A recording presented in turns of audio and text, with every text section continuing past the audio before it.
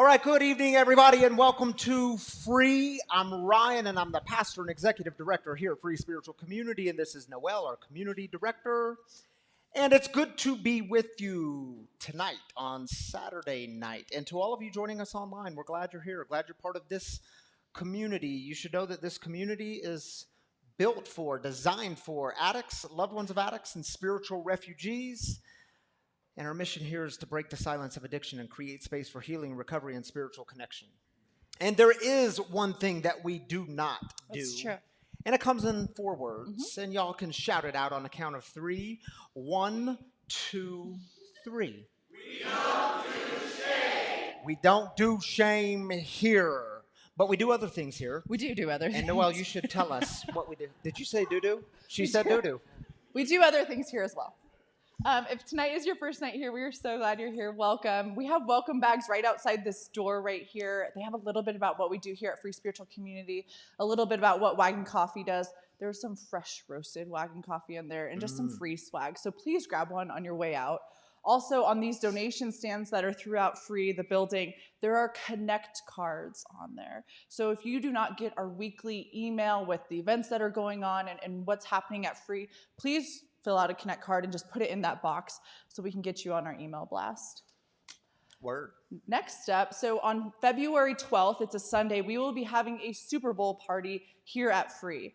We are teaming up with TPAS, which is Treatment Professionals and Alumni Services in Aurora Sober Living, for this event. So doors will open at 3 o'clock and kickoff starts at 4:30.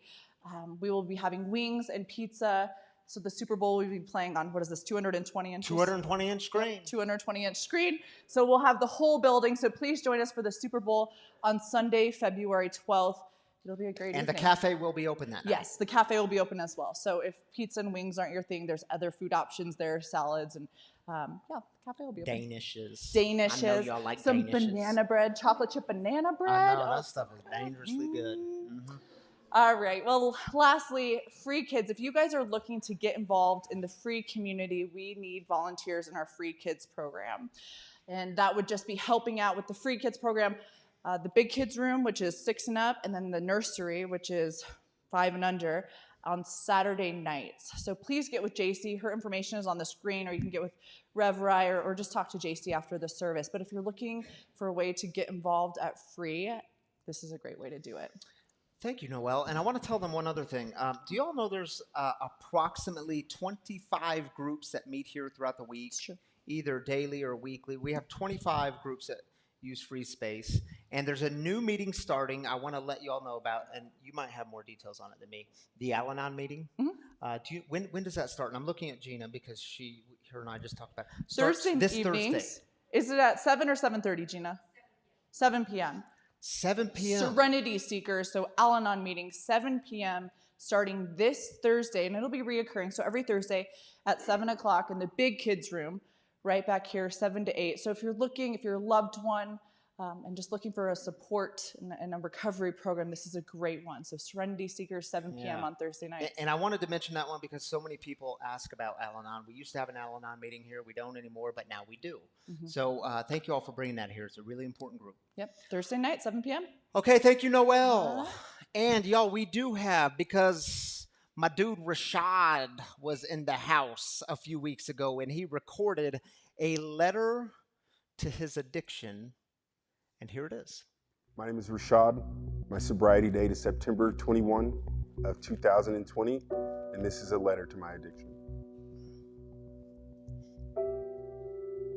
My beloved, it's been a while since we've spoken. I would imagine that you think I'm upset with you because of how we parted ways. I realize it was rather abrupt, and while I can't speak for you, it was incredibly painful for me. You were my everything, my waking thought, my refuge when I was afraid or in pain. I came to you to celebrate my successes and share my revelry. I remember you making me feel 10 feet tall at times. I would never have chosen to leave you on my own, as I never thought I could survive without you. While you were everything to me, I can't help but think I didn't mean as much to you. I sacrificed everything I held dear in an effort to hold on to you and to prove my loyalty. But try as I might, I can't remember you making good on any of the promises you made. You told me I was better with you and nothing without you. I've come to find out that that's not true. It's so weird because while I remember feeling so indebted to you, I can't recall anything you ever gave me while we were actively together. I can remember the things you took. That's not true. The things I gave you.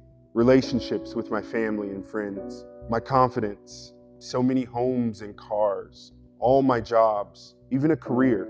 A marriage. So many birthdays and beach days. At one point, I'm sure I offered you my future. I'm so glad you didn't see any value in it. Well, you're probably wondering why I've taken the time to reach out. And the truth is, I wanted to thank you. I want to thank you for stripping me of the ego that was holding me back from who I was meant to be. Thank you for humiliating me and bringing me to a place where I had no choice but to ask for help. For helping me see that I can't do this on my own. And what's more, that I don't have to. I want to say thank you for showing me who my friends are.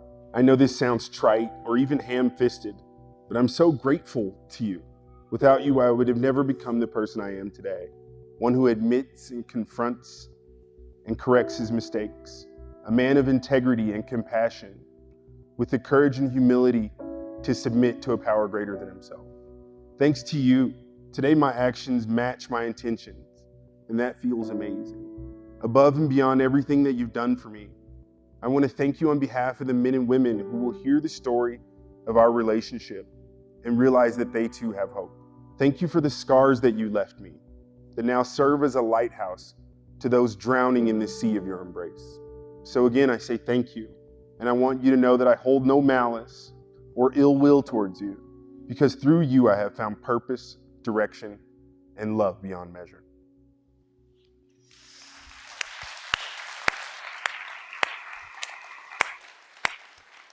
Thank you, Rashad. Rashad sitting over here on the couch. And man, if you guys don't know Rashad, I encourage you to get to know him. He's one of the most just genuine guys you're ever going to meet. This beautiful heart, works his recovery and doing so much good in the community. So thank you, Rashad, for being brave enough to share that with us. Good to have you here. All right, y'all, the way we start here at Free on a Saturday night is we start with celebrations. We lift up the good stuff.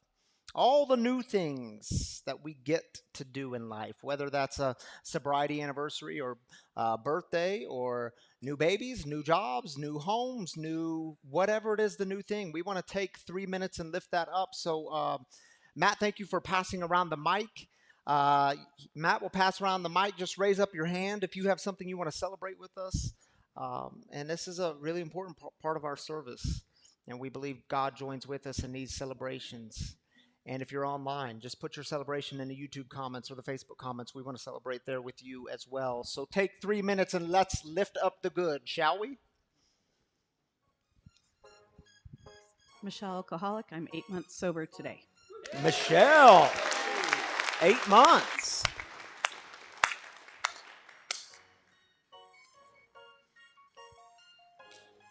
You got a couple back there? I'm Cammie and I'm an addict. I'm celebrating 8 months today. 8 months. That's second. 2 8 months in a row. Who's going to make it 3? All right, my name is Mike. I'm an Al-Anon compulsive overeater. I lucked out on finding a great apartment for a good price 6 miles from work. Thanks. Metro Mike, thank you for sharing that with us, dude. Hi, I'm Julie and I'm an alcoholic and I have 33 months. Julie! 33.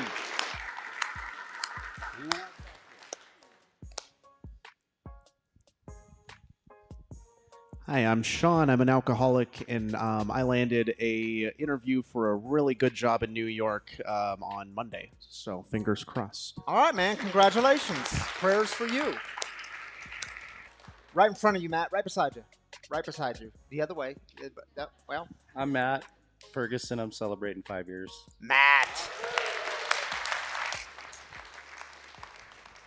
Hi, I'm Abby, and on the 18th, I celebrated 2,000 days of continuous sobriety. There you go, Abby.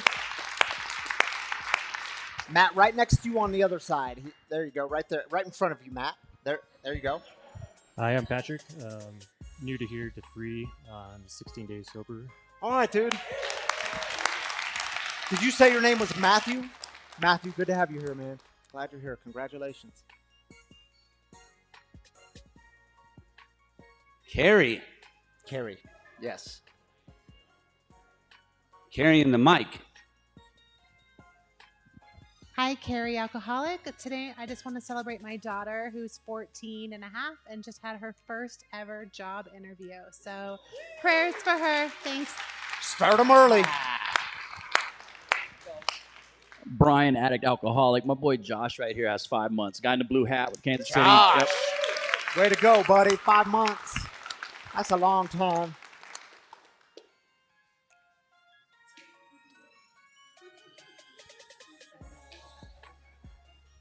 Yeah, I'm Austin. I'm an addict, and I just started a new job this week that I'm super excited about. So, All right, Austin. Congratulations, buddy.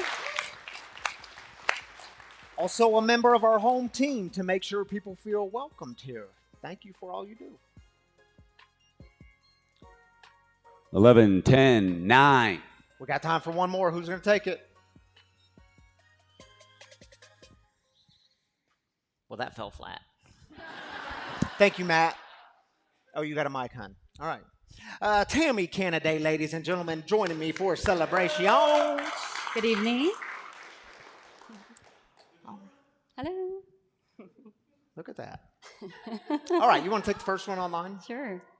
Valerie says, I celebrated 9 months of sobriety on Monday. All right, Valerie. Way to go. Martha says, happy belated birthday, Dara. Love you, Mom and Dad. Dara's in the house tonight. Happy belated Dara. birthday, Dara. Your parents love you very much. Good to have you all with us. We love you too. Yes, Glad we do. you're here. Stephanie, I saw my old dear friend. She shared a vivid dream she had of me the night before. It's the same vision I saw that drives my every step. God shows up in many amazing ways, whispering, keep going. Oh, that's beautiful. That's good. Thank you for that, Stephanie. Hey, Congratulations. Stephanie just celebrated 5 years too. Did we celebrate that last week? I think we celebrated that last week. Awesome. Stephanie, congratulations on 5 years again. Rebecca says, lots to celebrate today. It's my 48th birthday. Happy birthday. And I'm living with my 96-year-old father in New York City who is successfully recovering from COVID, enjoying service tonight together. Well, Awesome. welcome, y'all. Glad you're here. Celebrating that. Yes. And Chris, my daughter Savannah Jean, just got the job offer of her dreams at a level 3 NICU. 100 plus applicants and only 4 openings, and she nailed it right out of college. I am so proud. Way to go, Savannah and Chris. That's a big deal. That's good stuff, man. Rebecca says 5 years, 6 months. Awesome. Congratulations, Good job, Rebecca. Rebecca. We'll celebrate that with you. It's good to see you, Keaton. Yes, it is. On Tuesday, I have 1 year free. I like how you did that. From my kratom addiction. Miss you guys. We miss you too, my Hey, friend. yeah, we miss you, buddy. Congratulations on that 1 year. This person who's called Set Free to Fly, day 19. Awesome. Way to go. Day 19, Set Free to Fly.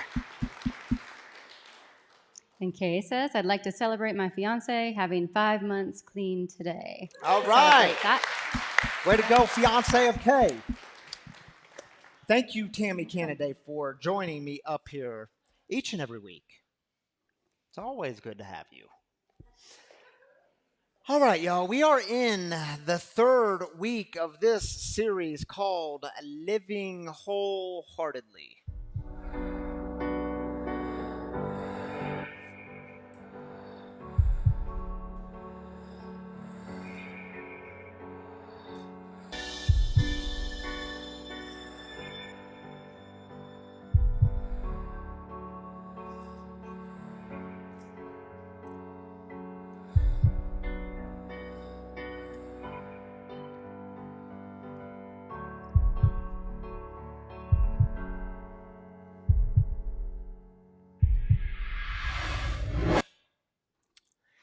In her book, The Gifts of Imperfection, which is the book this series is based on, Brene Brown writes this. See if it resonates. In my research, I found that what silences our intuitive voice is our need for certainty. Most of us are not very good at not knowing. We like sure things and guarantees so much that we don't pay attention to the outcome of our brain's matching process. Have you been there? So y'all know that I grew up. I was raised in a religious culture in the Midwest that handed me a lot of good things. But it also handed me things like the idea of if you just read the Bible enough, if you just study it enough, you're going to have all of the answers to all of life's problems. It handed me things like when it comes to the God stuff, your questions and your doubts just reveal a severe lack of faith on your part, so your questions and your doubts aren't really acceptable here. It handed me things like hating people is okay as long as it's the right people. And who are the right people to hate? That's, of course, anyone who's not like you. They have different belief systems than you. They might look different than you.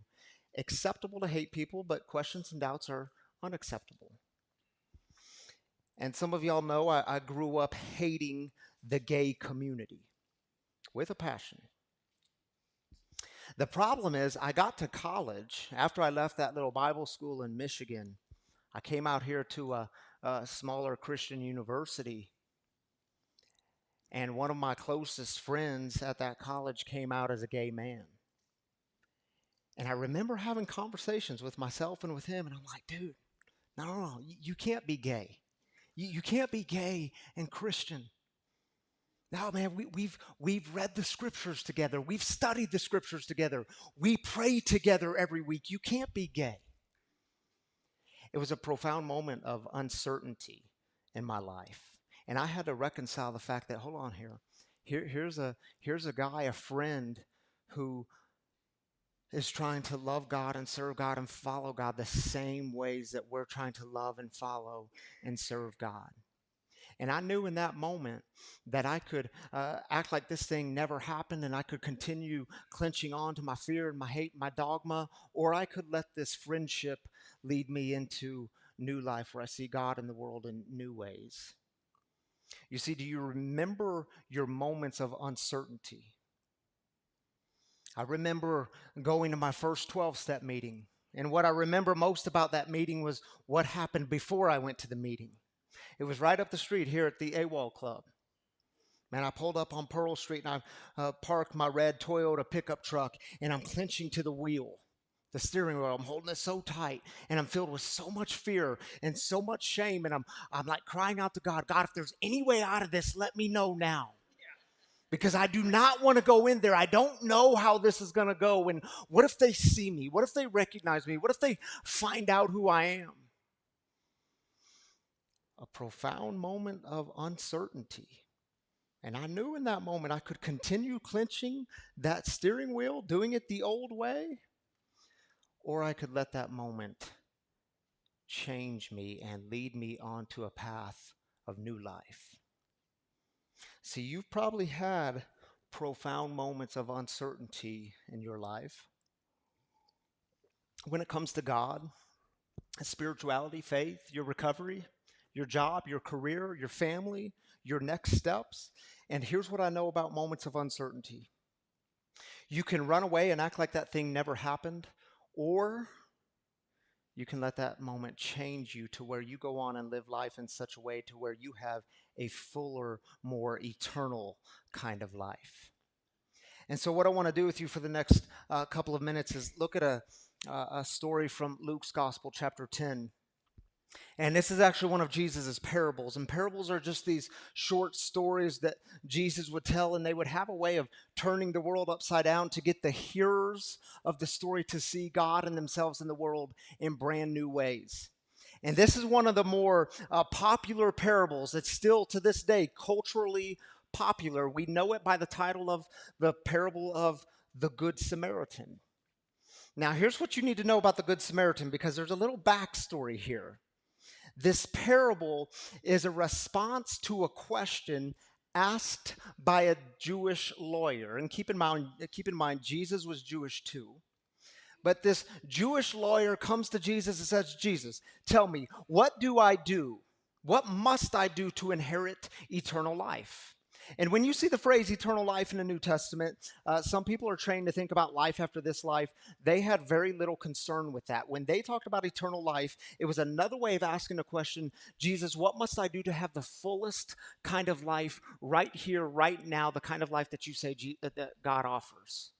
What must I do? Now, here's what I love about Jesus. He was masterful at responding to questions with more questions.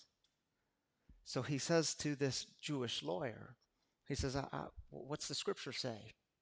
And the lawyer says, easy. And he begins to quote Deuteronomy. Well, the scripture says to love the Lord your God with all your heart, all your soul, all your mind. And this is the first and greatest commandment. And the second one is like it, to love your neighbor as yourself. And Jesus says, perfect. If you go out in the world and do that, if you go and love those ways, you will be just fine. But y'all get this. Apparently, the lawyer had a bit of an agenda. Yeah, imagine that. He says, come on, Jesus, you know that's not what I'm really asking here. What I'm really asking here is, who exactly is my neighbor? You see, for this man, for this lawyer, he was so certain. His belief structures were so set. He knew exactly what he believed, and he was trying to catch Jesus like breaking some religious rules. He was trying to set Jesus up. Everything to him was so clear, but his world is about to get wrecked with this story. Check it out, Luke chapter 10, the parable of the Good Samaritan. Jesus replied, a man went down from Jerusalem to Jericho. He encountered thieves who stripped him naked, beat him up, and left him near death. Now, it just so happened that a priest was also going down the same road. So this is the first man to come along, a priest. When he saw the injured man, he crossed over to the other side of the road and went on his way. Likewise, here's the second person, a Levite. By the way, priest, Levite, two religious leaders in the community. A Levite came by that spot, saw the injured man, and crossed over the other side of the road and went on his way. Now, here's the third person. A Samaritan who was on a journey came to where the man was, but when he saw him, he was moved with compassion. The Samaritan went to him and bandaged his wounds, tending them with oil and wine. Then he placed the wounded man on his own donkey, took him to an inn, and took care of him. The next day he took 2 full days' worth of wages and gave them to the innkeeper. He said, take care of him, and when I return, I will pay you back for any additional cost. So Jesus asked the lawyer, what do you think? Which one of these 3 was a neighbor to the man who encountered thieves? Then the lawyer said, the one who demonstrated mercy toward him. Jesus told him, go and do likewise. Now, just a few observations about this story. Because, see, a lot of times when this story is read, it's read in such a way to make the priest and the Levite the bad guys in the story, the uncompassionate ones, the ones who don't care. And when we read it that way, it's not really an honest reading. Because, see, we have to understand, for the priest and the Levite, for them to come in contact with someone else's blood, it would make them ceremonially unclean. And for them in the first century, so if you say, well, this is just stupid, keep it in the first century, please. For them to be true to their God, to serve their community, to perform their duties, they had to be ceremonially clean. So they would have had to go away and spend time getting clean. Now, it would make sense in this story if that third person to come along was a lawyer. A Jewish lawyer would be good. Because then Jesus could say to this man, see, your neighbor is anyone who's in need, which is how the story is read most of the time. It's like a story of roadside assistance, just help anyone who's in need, which is not a total bad reading, right? I mean, we need more of that in the world. We need more love, more compassion, more roadside assistance. Is it true? But the third person isn't a lawyer.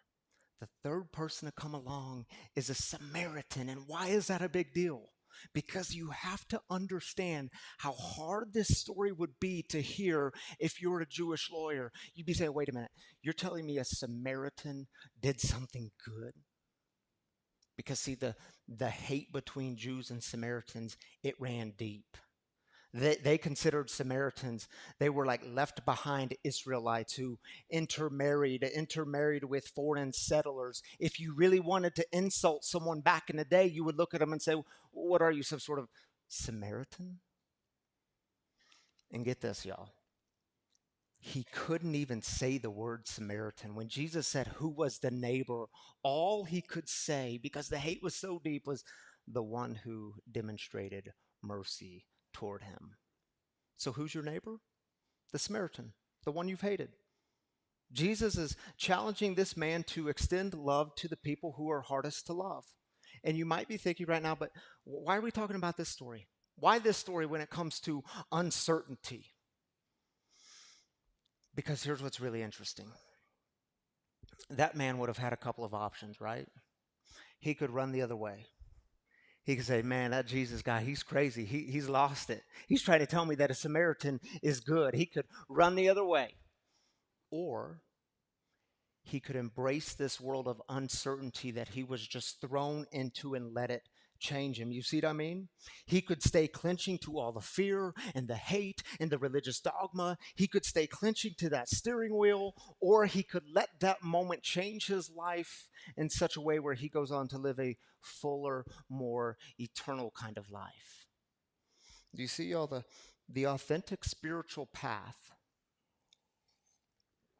is not about moving away from your uncertainty, but it's actually about moving deeper into your uncertainties.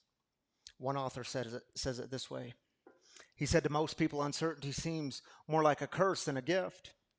When you cannot see the end point of your journey or the path ahead is not clearly marked, you grow nervous.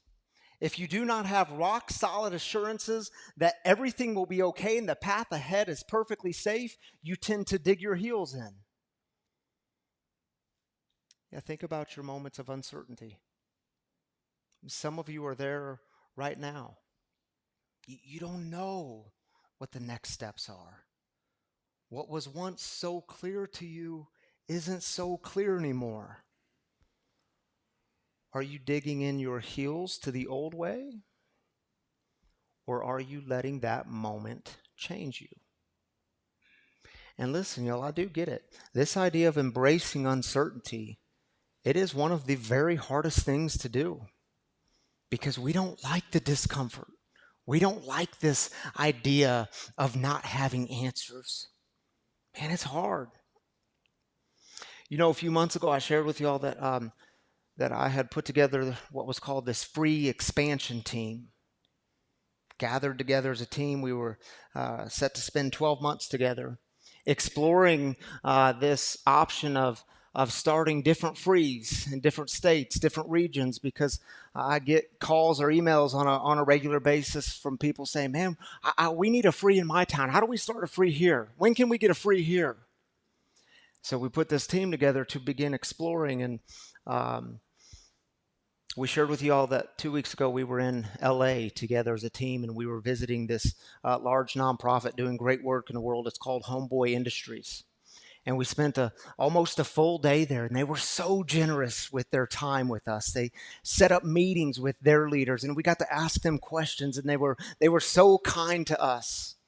I mean, it was a good day. And so after that, we had a conference room reserved closer to where our hotel was. And so we left Homeboy in LA traffic and started driving to this conference room. So you have a lot of time. And I can't tell y'all how uncomfortable I was, and I didn't know how to articulate it. Because see, what happened was, I don't know, maybe y'all do this too, but when I get in a little bit of fear and a little bit of uncertainty, I do a really good job at, I'll start making up stories up here. And what I started telling myself was, man, this team, they're expecting something of me. They're expecting me to come drop in this profound wisdom of what the next steps are and how we're going to execute some sort of plan. And what happens is I'll make up stories in my head about what you expect of me, and then I'll start to spin out in this fear of disappointing you. And so we went into that conference room, and I shared with the team that I actually have more questions than I do answers, and I'm not exactly certain of next steps. And it was a good debriefing meeting. We talked about some things, but then we went back to the hotel, and I laid down to go to bed, and I didn't sleep much that night. And I was praying to God. It was one of those moments, and this is a terrible prayer. I don't suggest it, but it's what I did when I was in fear. I said, God, just give me some answers here, so I can show up tomorrow morning at breakfast and they're not going to be disappointed in me, and they're not going to think I'm some sort of failed leader. Just give me some answers here. And instead, I just woke up more tired and less clarity. And then on just this Monday night, we had a board meeting. And at this board meeting, they asked me to give an update of our trip to LA. And I decided that when I went into that board meeting that I was just going to be honest. Because honesty is usually, and by usually I mean always, the best way to go. And so I told the board, man, I don't have a lot of answers. I actually have more questions. But what I can tell you is my heart's just not in it. Like, my heart isn't to just go start more frees across the country. My heart is here with this community. It's here. And what I can tell you is we have barely scratched the surface of the iceberg here. And there's so much work to be done here when it comes to breaking the silence of addiction, when it comes to mental health and the people we partner with. There's so much work to be done here. And this amazing thing happened when I was willing to admit my uncertainty and put words to it, to voice it. Man, it was like energy started to flow in that room. It was like spirit could breathe again. And sometimes I think God says, thank you for admitting it. And it wasn't just the energy in me. It was all around the table. Everyone in that room, ideas started to flow. Energy was there. And I thought, oh my goodness, that's amazing. Because see, I realized again, and it'll happen again probably soon, I realized again this week that you have to go through those times of uncertainty to get to the clarity. Those moments of uncertainty, man, it's hard because it's like God is always asking, Ryan, do you trust me? Do you trust me? Do you trust that something more is happening here? And see, the problem is sometimes I can't even hear the questions, because I'm too busy spinning in fear of not being good enough. Who am I going to disappoint? Or I'm making up stories of what you all expect of me, and then I'm spinning deeper into that fear of not meeting those expectations. And see, what I know is those moments of uncertainty, they are always invitations to get quiet so that God's voice actually gets a little louder than all the voices in your head. An invitation to get quiet so that your inner wisdom, or what Brene Brown calls the intuitive, so that that voice can actually be heard. And I can tell y'all, I can eventually get there. And maybe like you, it just happens a little more slowly than I would like sometimes. But it is true. If you want clarity in your life, you must embrace the uncertainty. You might have to go into a room full of people and say, yeah, I don't know. I don't know. What was once clear to me isn't so clear anymore. And be careful. Be careful, because in that place, God might wreck you a little bit. In that place, your faith might start to grow a little bit. And I think it's why the great author Anne Lamott said, the opposite of faith is not doubt, but certainty. You see, maybe you're in a place right now where you're dealing with the uncertainty of stepping into that new thing. Maybe it's a new spiritual journey that you're on, and you've got all kinds of questions about the God stuff, the spiritual stuff. Or maybe it's a new job or career that you're stepping into, or a new relationship, or leaving an old relationship. Or maybe it's a new project that you're taking on. Or maybe you're at a point in life where you realize that the chapter that you're currently in is coming to an end, and that new thing is on the horizon. And you're like, I don't know. Do it. Do it.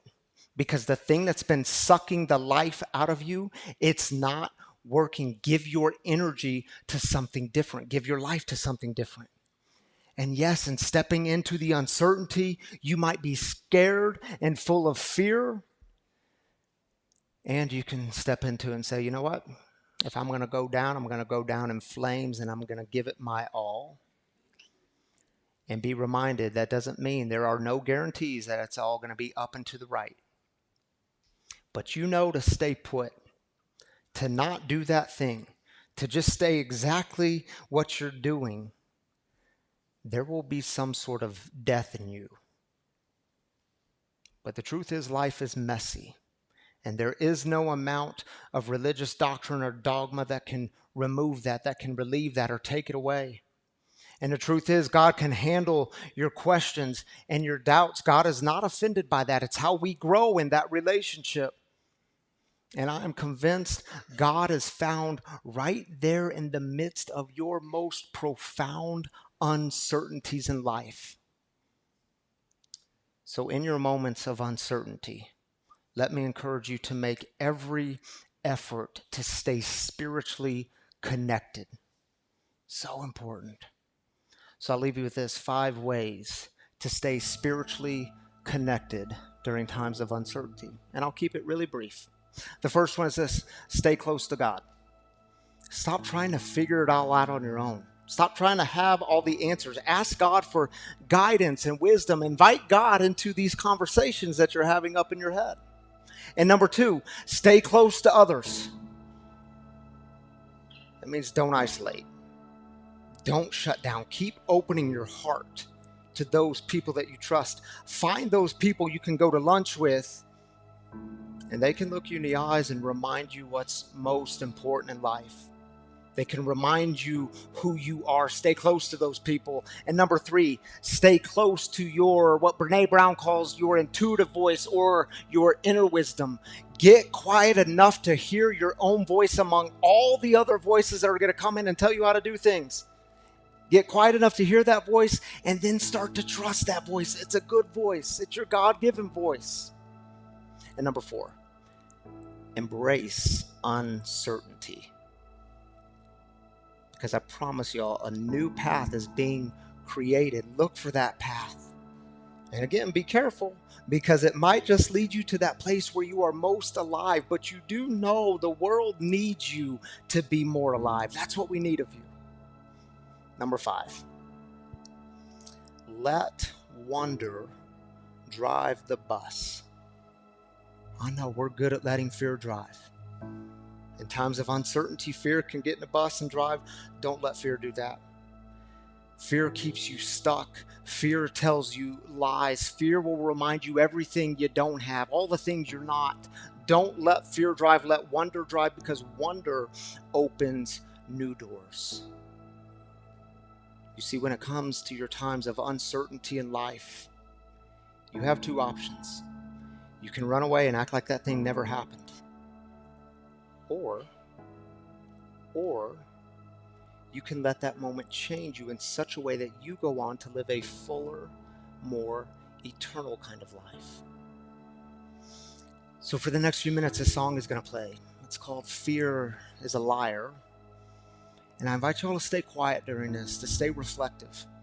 Carrie is going to come forward, our home team lead. Matt is going to come forward and be on this side of the stage. Carrie will be on this side of the stage. I'll be in the middle. And if you want, you don't have to. It's not a requirement, but maybe you just need a little oil blessing to remind you that God goes with you during the times of uncertainty, to remind you that fear doesn't have to drive the bus.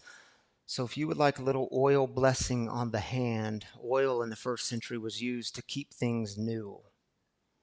If you would like a little oil blessing on the hand as a reminder to go in faith and go in peace, I invite you to come up during this time and receive a little oil blessing on the hand.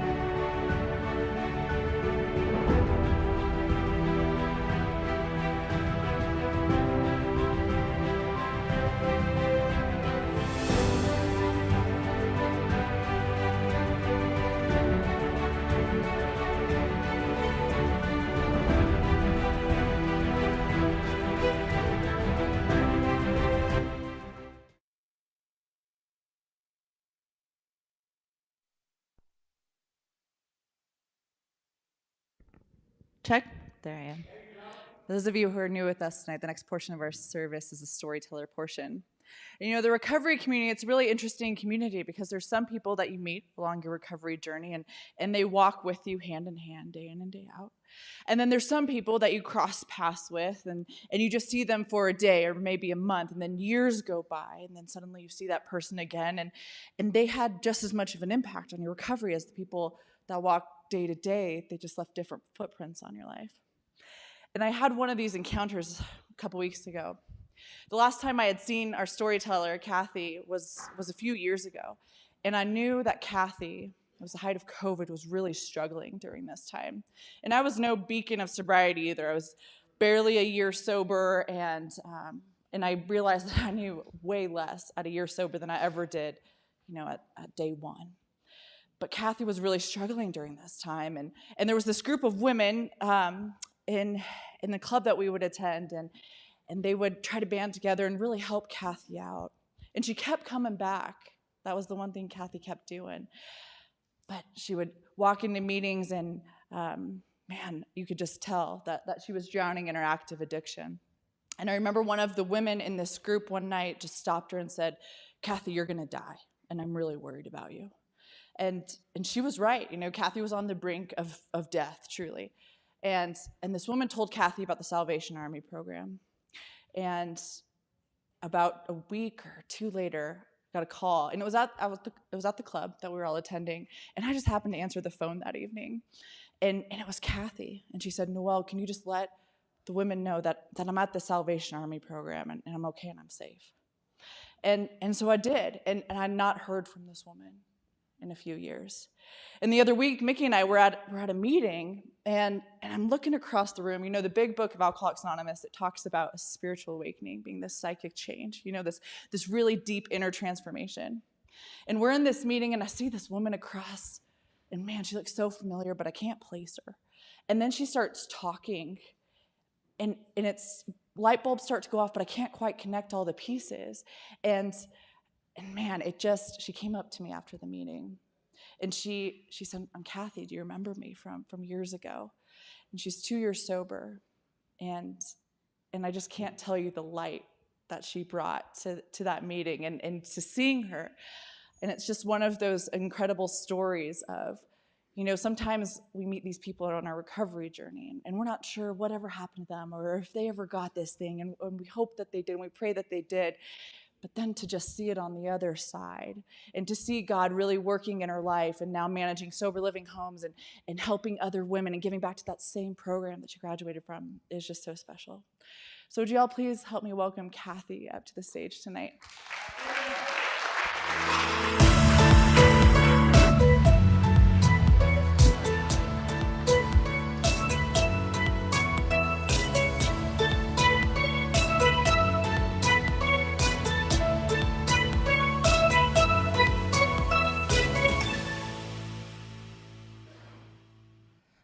The tech team told me I wasn't allowed to cross my legs tonight, so I'm having a really hard time not doing that. But, Kathy, I'm so glad you're here with us tonight. Thanks for inviting me. I really appreciate it. You know, one of the most fascinating parts of your story to me is that you say that you did not drink alcoholically until you were 49 years old. That's true. You know, I spent most of my life as what we'd call a normie. I could take or leave alcohol. It just really wasn't a thing for me. But I can tell you what was a thing for me is that I was a huge control freak. I didn't really like the feeling of being out of control. So I think that sort of kept the alcoholic part of my alcoholism in check for a number of years. But, you know, I still felt that big empty hole inside of me. I felt like a fake, always wondering when people were going to find out, you know, that I just wasn't real, you know, that everything that I was doing was just, on the inside, I was just dying, really. So what shifted for you from before 49 to you're at 49 and suddenly alcohol starts to creep its way into your life? And what does that look like? Well, at that point, you know, I had identified myself as someone's mom, as trying to be a great mom, trying to be a great significant other, trying to be a great employee. And that's all that there was for me. And my daughter, who was 18 at the time, tried to take her life. And so I felt a lot of shame around that I wasn't a good parent, that happened. The relationship that I was in didn't go well, and I lost my job. So everything that identified who I was slipped away and was gone. And I started coping with drinking. And first it was just a glass of wine a night. Then pretty quickly it was a bottle of wine a night. Then that got too expensive. So I turned to hard liquor. And it was really just about drinking to try to deal with life. And the uncertainty in your life. Yeah, the uncertainty in my life. You know, there was nothing there to hold me together anymore. And it got ugly really fast. You know, it was, for someone who hasn't had a problem with alcohol up to that point, and suddenly I'm drinking every day, and I'm losing things over it, and I'm losing what little sense of self I had left, all my values. I'm stealing out of my kid's wallet. I'm just, becoming this person that I don't know who it is, and and scaring people in my life. So you're 49 and things started to get bad really quick for you, and you're starting to lose all of these things, and your parents sit down and do a full-blown intervention. Yep. So there is no alcoholism in my family. That's one thing I forgot to mention, is that, I grew up in a very normal household. I had loving parents. I had everything that I needed, not everything I wanted. And so when all of a sudden they saw their daughter clearly drinking daily and not knowing what to do about it or how to help, they did the full-blown intervention, bringing somebody in and reading the letters and everything. And that's really hard to see how much pain you're causing the people who love you. But they checked me into a 30-day program, and that's where I had my first introduction to Alcoholics Anonymous. So I went through that program. When I came back out, my younger daughter, my older daughter had gone to live with her dad, the one who tried to take her life. My younger daughter was struggling with a lot of stuff going on, partly with me, partly with her sister, partly with herself. So I didn't feel like I could go to sober living at that point. So I went and lived with my parents, which is always just a great thing, great place to be when you're 50. So moved back in with my parents, and my daughter was living there. And I stayed sober for about 90 days, went to AA meetings, got a sponsor, did all the things. But then kind of let the guy come back into my life. Yep. But, if it hadn't been that, it would have been something else, because I just wasn't ready and I wasn't done. And started drinking again. Yeah. So it was kind of on and off. For a while, I'd get 30 days there, 90 days here. I was going to AA meetings. I was trying to do the right thing, but in between the AA meetings, I was drinking, and that is not recommended when you're trying to work a program. But, I met some beautiful women along the way, and they did their best to kind of, pull me along and try to help me out. And when COVID came, so during that time frame, I lived with my parents for a while. I had a dog. They wouldn't let me live with them with the dog, so I lived in my car for a little while with the dog. I lived with someone that I had met in AA for a while. And then eventually, things just kept getting worse and worse and worse and worse, as it does. I went back to my parents for a little while, and, I was just a shell of the person that I had been. And pretty soon they were tired of me, and they said, enough is enough. And they said that I couldn't live with them anymore. They didn't trust me. I stole. Yeah. I would steal from you and then help you look for what it was that I stole, and that was the person I had become. And so, but I was trying to get sober, so I left and moved into sober living. And go ahead. Well, it was just one of the things that stuck out to me during this time period is that you're working with a sponsor. And the one thing that you continued to do was to show up, even though maybe you'd go to a meeting intoxicated, or, there would there would be these lapses, but you continue to show up. But every time your sponsor would have you write down a list. Can you tell me about that list? So I really was, I wanted to be sober. I just couldn't stop drinking. And she would say to me, okay, we're back to step one. I want you to make a list of the things that you have to lose. And I would say to her, like that list keeps getting shorter and shorter and shorter and shorter. And I still can't stop. And, it just, it was so, it was just so defeating. And I really didn't know what to do and how to help myself, other than just to try to keep listening and keep, showing up at the meetings and that sort of thing. So I went and lived in sober living, and while I was there, I drank and got thrown out. And the woman who owns the sober living was gracious enough to give me a second chance, and I went and I moved into another house. And a few weeks into that, I drank. And, so at that point, I was living in my car. I had no place to go. Yeah. So take me to that point. So you're living in your car.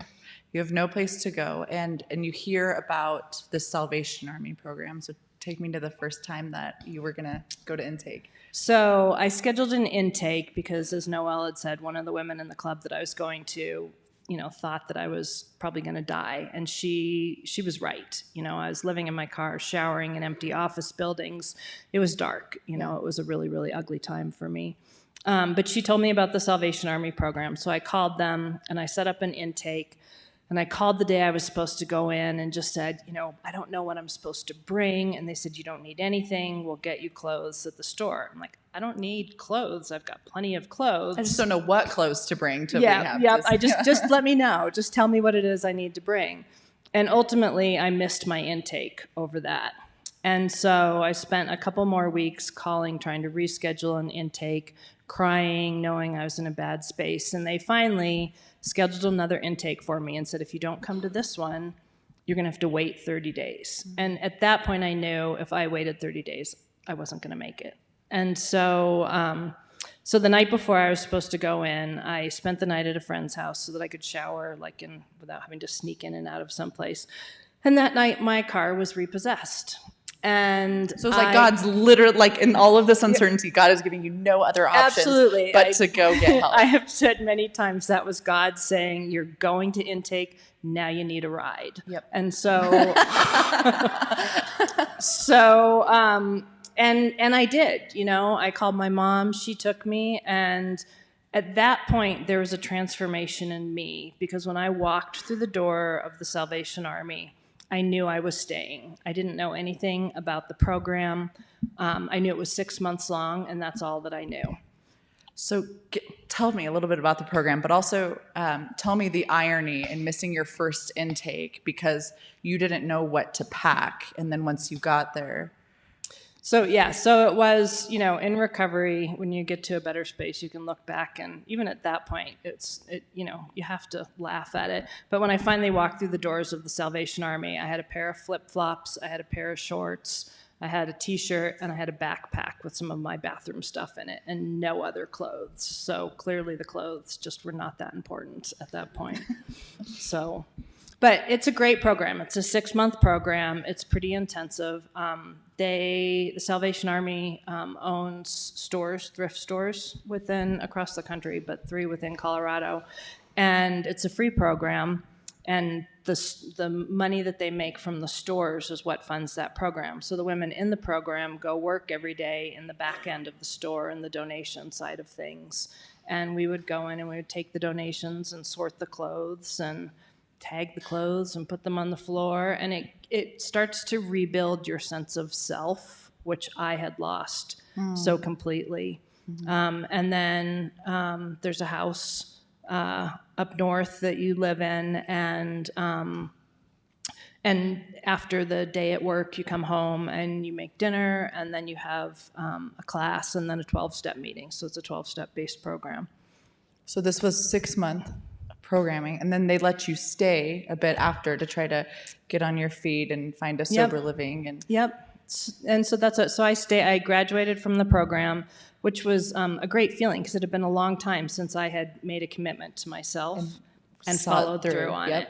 And so, I, for the first time ever in my life, actually started to feel good about myself, and start to feel that hole slip away, and really embrace the program, and just walking in and listening to the suggestions and truly surrendering everything that I thought I knew about this program, about myself, and just giving it over to the program and to God to hopefully move me through to a different place. And that's exactly what it did.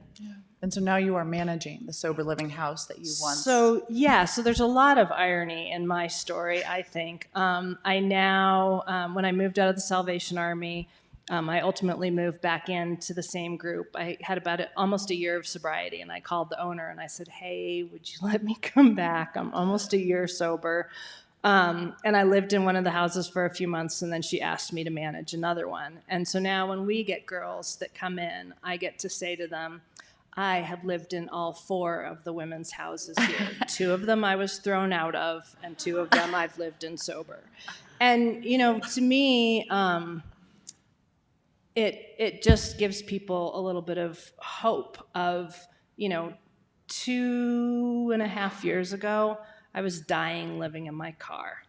And today I'm able to work with women like there were women there for me and help them see that there's always possibility, and that I know one woman said to me when I said to her, I've been in and out of AA forever, she said, you just weren't done with your story yet. And I said, that makes it sound pretty. It wasn't, but she's right. Because of what I went through, I'm able to relate to more people than I would have been without all the pain and darkness. So what shifted in you from living a life when you're dying in active addiction and this life of uncertainty to now being a recovered woman who walks with a bit more spiritual elegance and helping these other women get sober?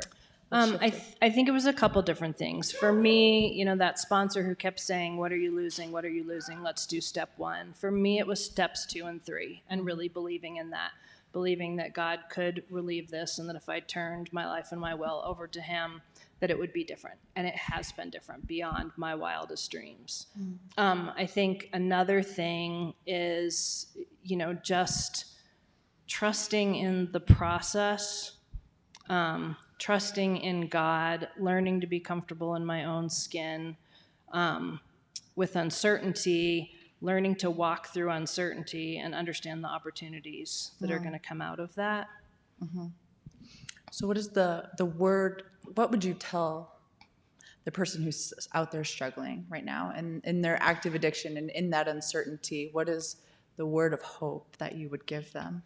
I think the 2 things I would say is, 1, when people tell you to keep coming back, believe them, because that's what saved my life. And then the second thing is, today in uncertainty, I have gotten to a point where I know that when I'm feeling uncomfortable, like today, when I'm feeling uncomfortable, to just sit in those feelings. Like, I don't like them. Still, it's not comfortable. I don't like feeling uncomfortable. I don't like the negative feelings still. But I know today that if I sit in it and I just sit with it and keep moving forward, keep just taking the next right step, that there's going to be this amazing outcome. And it happens every time, like almost the more uncomfortable I feel, the more likely I'm going to experience just some profound growth at the end of the experience, and get to enjoy that and share that with others, and then go back into the uncertainty for a little while, because that's how life is, But I mean, this program has changed my life. I am a different person today than I was before I ever started drinking. That hole that used to be inside of me is filled now, and and I know that I can walk through anything, and I know that there's nothing that could happen that I would ever have to drink over again, as long as I stay close to this program. Well, I appreciate you sitting in your uncertainty and in your uncomfortability tonight, because I know that there's people in this room and online with us that you have helped with your story. So thank you so much for being with us tonight. Thanks, Noelle. Yeah.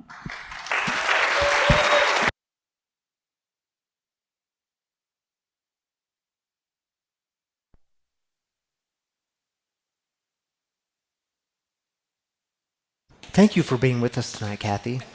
What a great reminder that sometimes we have to lose our life to find our life. Thank you for sharing that with us. All right, y'all, the way we close things down here at Free is, on a Saturday night anyway, is we end the way we started. The way we started with celebrations, we do the same thing, except we do it with heartaches.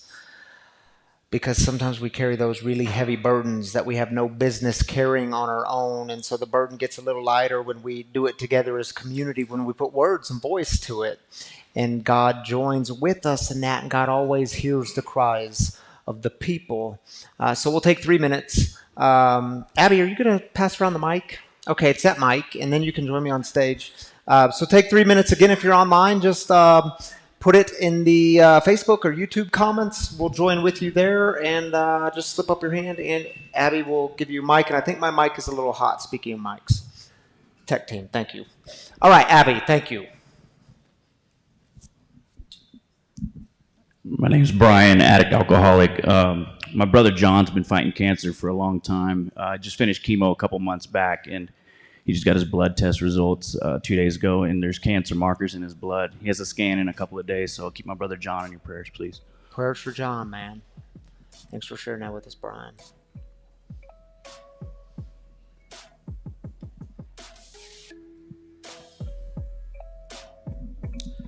Hi, I'm Jared. I'd like to send out prayers to my sponsee Cole and his wife Tricia, who lost their son last Monday to a car accident.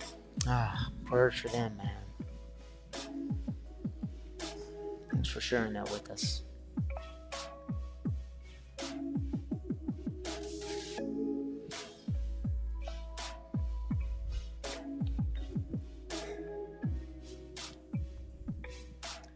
Hi, I have an old friend, Erin, who lost her son this week to unknown causes.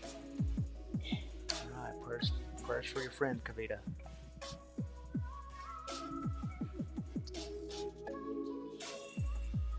All the way in the back, Abby. Well, kind of in the back.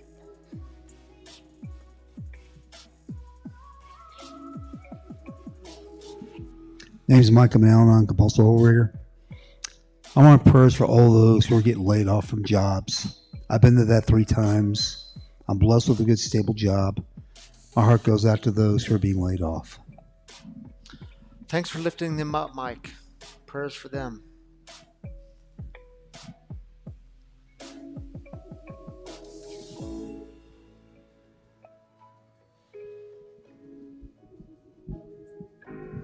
Michelle, alcoholic. I have a friend, her name is Dawn, who went back to detox for the 3rd time, I think, this week. And it's going to kill her if she doesn't get sober. So I'm really hoping it works this time. Lifting up Dawn. Thank you for sharing that with us, Michelle. For all those still struggling. Hey, my name is Chris. I want to lift up my my housemate, James.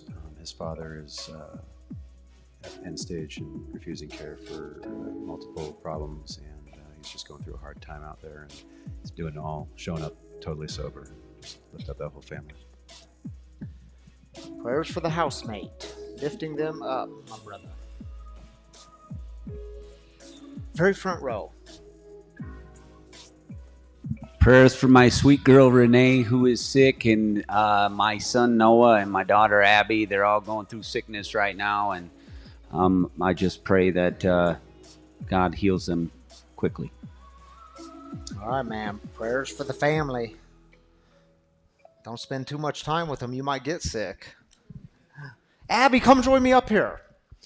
So last week I mentioned to you all that on April 22nd, I'm doing a wedding up in Estes Park. Noelle will be tending to a baby, hopefully by then. Due date's April 3rd, right? So if you go to the 22nd, you're going to be kind of uncomfortable. So hopefully you'll be tending to a baby with Mickey at your side. Matt here will be bringing the message that night. Abby will be leading things and with a guest storyteller and everything that you do. So Yeah. Abby's on our home team. Thank you for joining me up Oh, here my tonight, pleasure. Abby. And Thank you for being having here on me. April 22nd. Yeah. Assuming you're going to be here. I'm going to be here. Okay, that's the plan. All right. Do you want to take the first one online? I'd be happy to. From Brian, my mom just had her shoulder replaced this week and need prayers of healing. All right, Brian. Prayers for your mom, man. Glad you're with us tonight. Stephanie says, I'm praying daily for my client and his family, physically teaching an 84-year-old man how to sit up again after a stroke and leg amputation is heart-wrenching. The family needs strength and patience. Stephanie, we're praying for them for strength and patience. Prayers for Stephanie. Yeah. 132 Gearhead. I love it.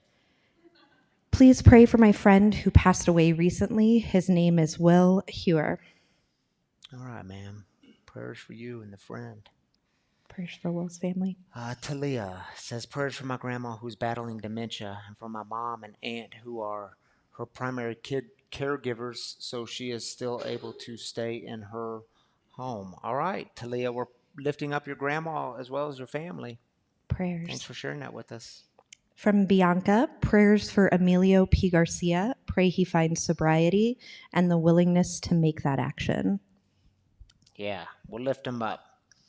Kira says, prayers for my friend Cara who lost her daughter November 18th. She is not doing well. Thank you for sharing that with us, Kira, Prayers. lifting them up. Lots of loss tonight. Are y'all aware of that? Sometimes there's different patterns and themes in this community. Lots of loss, lots of people struggling. Keep this community, these people in your prayers. Keep lifting them up. Thank you for being up here with my me, pleasure. Abby. All right. Thanks thank for you. all you do in this community, Oh, it's too. my pleasure. Did y'all see the little table things out there, the Valentine's Day things on the cafe tables? Abby brought those in this week. Such a beautiful thing, yeah. Keeping us looking good, and here's what she's doing. All right, y'all. Speaking of doing the work together, I want to remind you that it is your generous giving. Y'all hear me say this every week.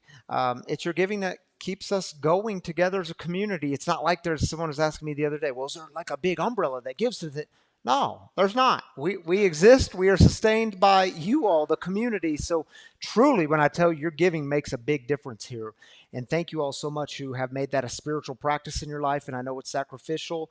And listen, y'all, it doesn't matter how big it is. When a lot of people come together and give little, it still makes a difference. So thank you for being a part of that. There's 3 ways to give in this community. There's you can download the app. It's free, the free Spiritual Community app. And you can click on the link and you can give monthly or one time or weekly, however y'all want to do it. We're grateful for it. Or you can go right to the website, freespiritualcommunity.com/give, and you can give there, or you can text a number on your screen and it'll walk you through a simple set of instructions. And truly, y'all, your generous giving here, it's what keeps us going, keeping the mission of breaking the silence of addiction thriving.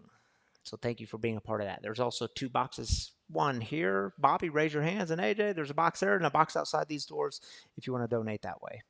Thank you all for being a part of it. Shall we go out tonight with a prayer? I'm thinking the serenity prayer is a good one to go out on. It's just maybe open your hands if you want. It's a sign of openness. We're open to Spirit moving in our midst. If you don't know the serenity prayer, it'll be on your screen. It goes like this. God, grant me the serenity to accept the things I cannot change, the courage to change the things we can, and the wisdom to know the difference. I don't know who put that on there, but I liked it. Y'all changed it up on me tonight, seeing if we're paying attention. All right, my free brothers and sisters, this week, may you go and embrace all the uncertainty. And when you do that, because God is good, experience all kinds of grace and peace. And we'll see you next week.